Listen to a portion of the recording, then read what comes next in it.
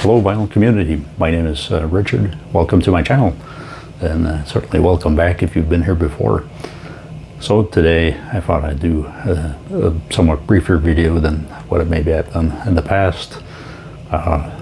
Work's kind of keeping me very busy at the moment, and I don't feel I have enough time to make videos, watch videos, or even listen to music. Though I will admit that the purchasing maybe hasn't exactly stopped, even though life's busy. So I got some catching up to do. I thought though, while life is hectic and it's easy to forget about things that at times can be more important than just work, why not do a thank you video?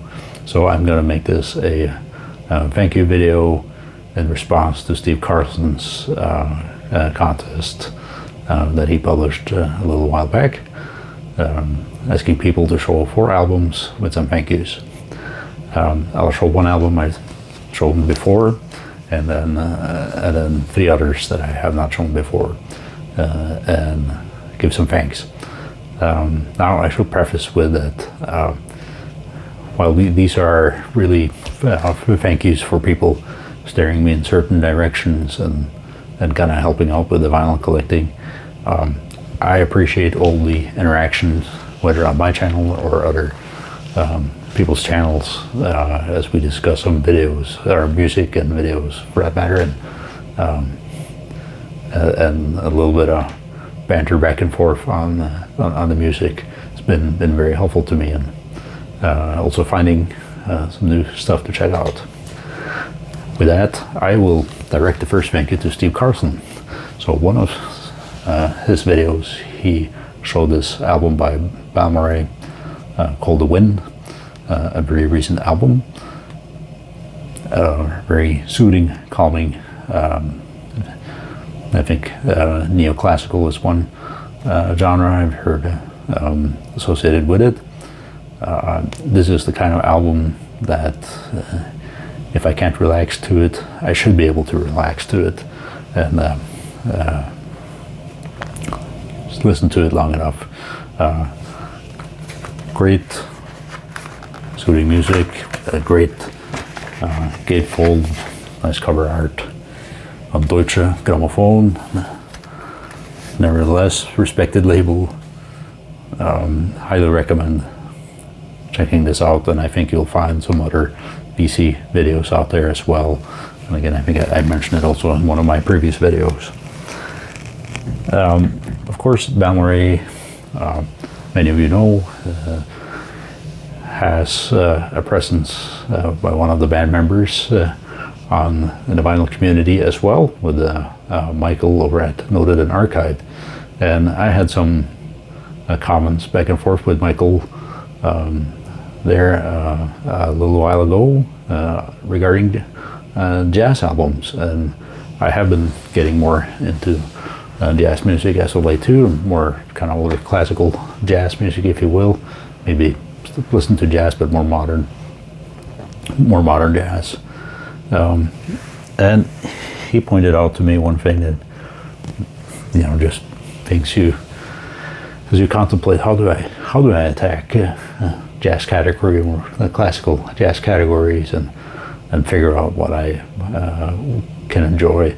And he mentioned, well, maybe think about the bigger names, which is kind of what I've done so far, like Dave Brubeck, Herbie Hancock, John Coltrane, Ron Carter, which is when I started out with I think the first kind of more classical jazz album that I bought. It was a Ron Carter album. Michael then said, well, how about kind of focusing on an instrument that you like? Well, I liked Ron Carter's Foresight album that I got from In and Out Records. I figured, why not try another bass related album? So this is Paul Chambers. The album is Bass on Top. From Blue Notes, this is a Tone Poet, which just is art. The Tone Poet sounds just great. Really great sound quality. even on my relatively not so exciting stereo setup, if you will, but also certainly like this. The session photos looks great jacket. I still need to spend more time with this album, but I really like the deep heavy stand-up bass sound. And as with many other Tone Poet albums, this is, for those of you that are into jazz, maybe know more about this certainly than what I do. Recorded in 1957 at Van Gelder Studios in Hackensack, New Jersey, with Rudy Van Gelder being the recording engineer. And then LP mastering by Kevin Gray, which is a name I often hear mentioned. So the musicians on this is, in addition to Paul Chambers, is Kenny Burrell on guitar, Hank Jones on piano, Art Taylor on drums. Sounded really good at first listen. I need to spend more time with it. So thanks to Michael from Loaded and Archive.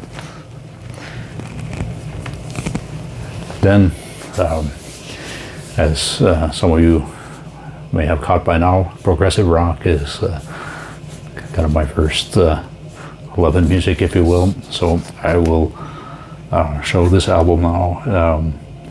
This is a Swedish band, Agusa, and the album is called Hogtid, which could be kind of like a, yeah, I don't know. Somehow I struggle with the English translation at the moment. It could mean like a holy time, like a Christmas time, or your national holiday, or something to that effect. And I would like to say thanks to Pete, that sounds from the West Coast, from steering me onto Agusa, who I was not aware of. Beautiful Swedish, Scandinavian progressive rock. And as you can see here, cover art that certainly could be said to be fitting to the genre.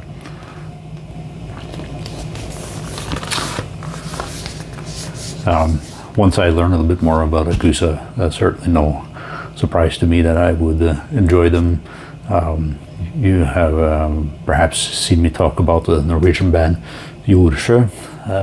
Lately they just dropped their new Pastoralia album in early May.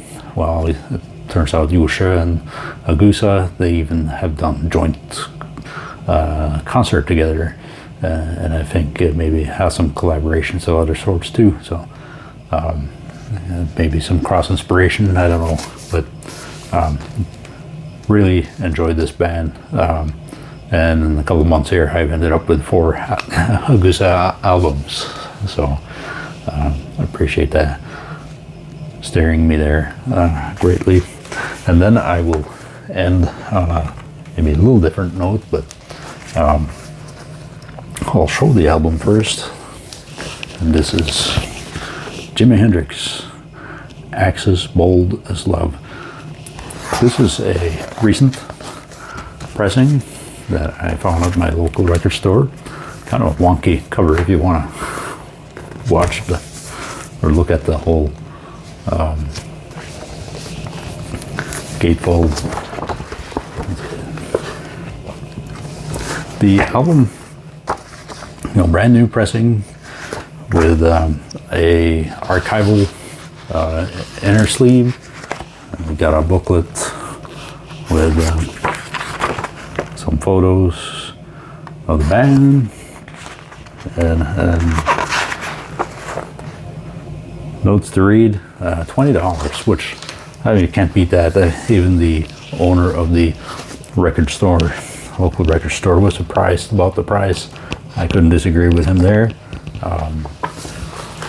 And when I played it, there sounds really good. I think it's a high quality pressing to my ears, and a great price.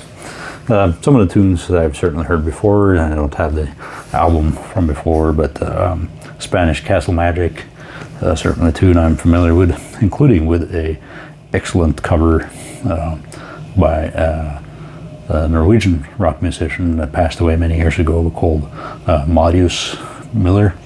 He has a Marius Miller and Funhouse band that he had. They made a cover of that tune, was just excellent.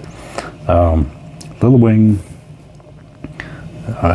Castles Made of Sand, Bolus Love, certainly tunes I've heard before. Again, I thought great value for $20.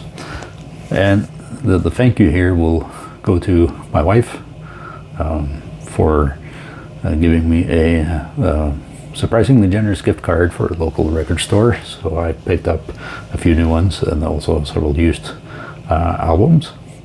And I thought also I'd take the chance to